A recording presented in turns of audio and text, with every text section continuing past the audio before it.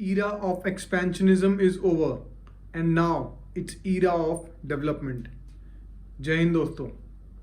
जैसे कि आप सब जानते हैं कि गालवान घाटी में हमारी सेना का और चीनी सेना का द्वंद्व चल रहा है और इसी बीच चीनी सेना के नापाक इरादे एक्सपेंशनिज्म को हमारी सेना के जवानों ने 15 जून को तहस नहस कर दिया। हुआ क्या था 15 जून की रात को और तब से चीन बौखलाया क्यों हुआ है, आइए जान।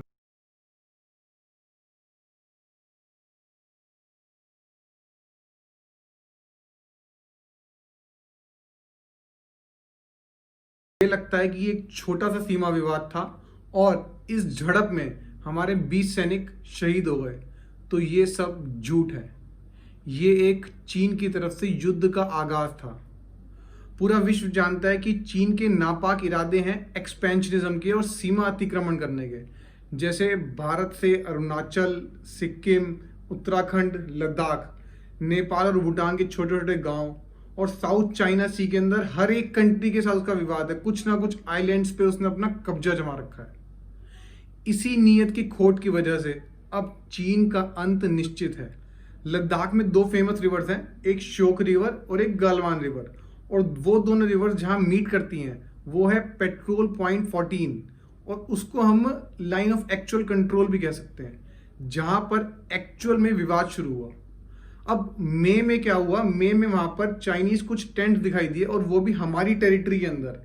जब हमने विरोध किया तो वो टेंट्स हटा लिए गए और यहीं से शुरुआत होती है चाइना के एक्सपेंशनिज्म की कहानी की। 6 जून को कोर कमांडर लेवल की मीटिंग होती है और उसमें ये डिसाइड होता है कि 2 किलोमीटर PP14 पॉइंट पेट्रोल 14 से पीछे हटा जाएगा। हमने ये बात मान ली, लेकिन चीन ने घुसपैठ जारी रखी। चीन ने फिर से आके टेंट गाड़ दिए, हैवी इक्विपमेंट्स ले आया, टैंक ले आया और मिलिट्री मूवमेंट भी वहां पर चीन की देखी गई। अब 14 जून को जब हमें फिर पता चला कि उन्होंने फिर से टेंट वहां गाड़ दिए हैं, तो हमारे सैनिकों ने वो टेंट उखाड़ दिए और 15 जून को कर्नल संतोष बाबू, जो कि वहां कमांडिंग ऑफिसर थे, वो अपने कुछ सैनिकों के साथ वहां बातचीत करने के लिए गए। लेकिन ये चीनियों की सब प्री प्लानिंग थी। उन्होंने बहुत ज्यादा बैकअप बुला लिया और वहां पर चीनी सैनिक आयरन रॉड्स, लाठी, वायर्स, स्टोन्स, इन सबको लेकर हमारे सैनिकों पे हमला करने लग गए। और चीनियों के पास ज्योग्राफिकल और टेरेन एडवांटेज था। ये सब लड़ाई जो हो रही थी वो पहाड़ी के ऊपर हो रही थी और उसके बाद हमारे सैनिकों के शौर्य ने उनके वेपन्स को लेकर उन्हीं को मारा और उनके 43 जवानों को शहीद कर दिया। उस समय में हमारे कर्नल संतोष बाबू और 3 जवान ऑन द स्पॉट शहीद हो गए और बाकी काफी जवान क्रिटिकली इंजर्ड हो गए और कुछ जवान पहाड़ी से गिरकर ठंडे पानी की बहती गालवान नदी में गिर गए और बाद में हाइपोथर्मिया की वजह से वो लोग 17 लोग शहीद हो गए। ये एक वीरता की गाथा है जो हमारे सैनिकों ने अपने लहू से लिखी है। हम में तो हिम्मत थी तो हमने अपने सैनिकों को सार्वजनिक रूप से सम्मान दिया। चीन तो डरपोक है जिसने आज तक ये नहीं बताया कि उनकी कैजुअलिटी कितनी हुई है, और चीन उस दिन के बाद से आज तक डरा हुआ है। और अगर चीन को ये लगता है कि भारत 1962 वाला भारत है तो ये चीन की गलती है। उस दिन के बाद बहुत सी मीटिंग्स हुई, आज भी मीटिंग्स चल रही हैं, रेगुलर कोर कमांडर लेवल की मीटिंग्स हो रही हैं। प्रधानमंत्री जी भी कल लद्दाख गए थे सेना के जवानों का मनोबल बढ़ाने और उन्होंने वहां कहा है era of expansionism is over, करारा जवाब मिलेगा। भारत के जवानों ने ही नहीं, भारत के लोगों ने भी बॉयकॉट चाइनीज प्रोडक्ट्स का अभियान शुरू कर दिया है। भारत सरकार ने 59 चाइनीज ऐप्स को बैन कर दिया है because these Chinese apps were snooping on us and stealing our data which is actually a threat to our national security. और कुछ लोगों के दिमाग में इस वक्त ये क्वेश्चन चल रहा है कि क्या युद्ध होगा। तो एक बात बता दूं, 15 जून तो सिर्फ एक झांकी थी। अगर चीन अपनी सीमा अतिक्रमण की नीति को पीछे नहीं हटा, उससे पीछे नहीं हटा, तो फिर इस बार चीन को और भी ज्यादा घातक नुकसान होगा। क्यों? क्योंकि चीन आज डिजिटली, फाइनेंशियली, फिजिकली सब जगह दबाव में है।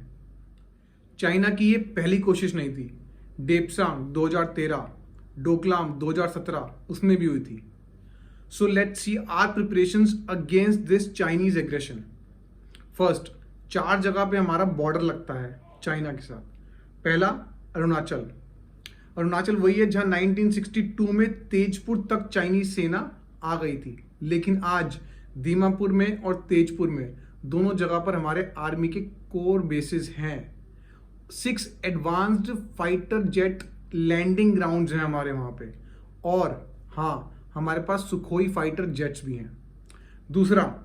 दूसरा सिक्किम वही है जहां पर 2017 डोकलाम के अंदर स्टेटस को चेंज करने की कोशिश फिर से की गई थी, लेकिन आज वहां पे माउंटेन स्ट्राइक कोर तैनात है, और सुखना में 33 कोर बेस आर्मी का है। तीसरा, उत्तराखंड का जो नियरेस्ट बेस है वो है बरेली में। अब आते हैं फोर्थ, लद्दाख पर। ज्योग्राफी और टेरेन के मामले में सबसे डिफिकल्ट एरिया। शायद यही रीजन था कि 1962 तक उसको नेग्लेक्टेड तरीके से माना गया, लेकिन आज 2020 के अंदर 40 से 45 हजार ट्रूप्स लद्दाख में डिप्लॉयड है, जबकि चाइना के 30 से 35 हजार डिप्लॉयड है। और अगर आर्मी दोनों की कंपेयर की जाए तो लगभग इक्वल ट्रूप्स हैं। 2 मिलियन ट्रूप्स के आसपास चाइना के भी हैं और हमारे भी हैं। लेह के अंदर आज की डेट में आर्मी का 14 कोर बेस है, और बहुत सारे टैंक्स और ब्रिगेड यूनिट्स लेह और लद्दाख दोनों में तैनात हैं। और इस गालवान घटना के बाद special forces unit has also been deployed in Ladakh, which conducted surgical strikes in PoK 3 साल पहले। हमारे पास T-72, T-90, Arjun mag 1, mag 2 ये टैंक्स हैं, जो कि चाइना के T-90, T-59 इन सब टैंक्स को भारी टक्कर और घातक मात भी दे सकते हैं। और हमने गालवान रिवर पर 60 मीटर लंबा एक ब्रिज बना दिया है, जो कि लेह से वहां पर इजीली लॉजिस्टिकल सपोर्ट उसको प्रोवाइड किया जाए। तो अब इसी वजह से आज की डेट में चीन सकपकाया हुआ है, चीन डरा हुआ है, और पहले वो अपनी मसल पावर दिखाता था, लेकिन आज भारत भी चुप नहीं रहेगा। बात करते हैं एयरफोर्स की।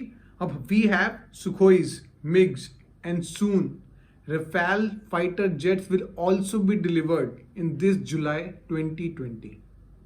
From west to east, our borders are under constant protection and vigil of our great Indian armed forces.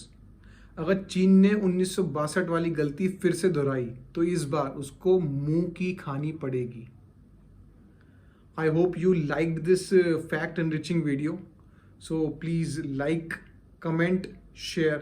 And comments और अपने फीडबैक के लिए नीचे सेक्शन है, उसके अंदर कमेंट्स कीजिए। सब्सक्राइब करना ना भूलें। Thank you. जय हिंद।